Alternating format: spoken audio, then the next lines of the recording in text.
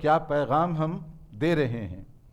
اس پر تھوڑا سا سب کو غور کرنا چاہیے تاکہ پتہ چلے کہ امن اور سکون کی کیوں زیادہ ضرورت ہے۔ یہ ضرورت اتنی زیادہ ہے کہ انبیاء کرام علیہم السلام انہوں نے بھی اس کی خواہش کی تھی امن اور سکون کے لیے۔ حضرت ابراہیم علیہ السلام کی یہ آرزو اور تمنا تھی۔ مکہ مکرمہ کو بسانے کے بعد انہوں نے جو دعائیں کی ان میں سے ایک دعا خاص طور پر رب اجعل ھذا البلد آمنا،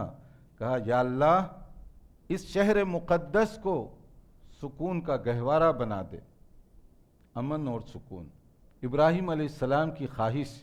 ان کی دعا، ان کی تمنا اور آرزو تھی، اور یہی پیغام ہمارے رسول صلی اللہ علیہ وسلم نے بھی دیا۔ حجۃ الوداع کے موقع پر آپ نے جو خطبہ ارشاد فرمایا جس کو لاسٹ سرمن آف پرافٹ کہا جاتا ہے، خطبہ حجۃ الوداع، اس موقع پر آپ نے چند جو باتیں کی ان میں سے ایک بہت ہی اہم چیز آپ نے اسی امن کے حوالے سے گفتگو کی، اور اس کے امن کو توڑنے والے جو اسباب ہیں ان کا قلع قمع کیا۔ اس موقع پر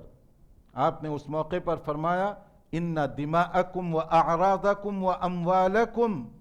حرام علیکم کحرمت یومکم ھذا وفی بلدکم ھذا وفی شہرکم ھذا، جان رکھو تمہاری عزت، تمہارا خون،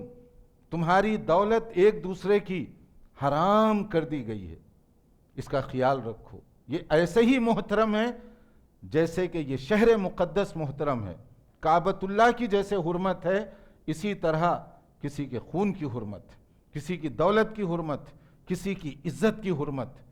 کہیں اس کے اندر کوئی بدامنی اور بے چینی نہ ہونے پائے۔ یہ آخری میسیج ہے آخری نبی خاتم المرسلین محمد مصطفیٰ علیہ السلام کا۔ اس سے آپ اندازہ کریں کہ انبیاء کرام کی یہ کیسی تمنا رہی، آخر اس میں کوئی مطلب ہے نا، اسی لیے تو انبیاء کرام یہ تمنا اور یہ خواہش کرتے رہے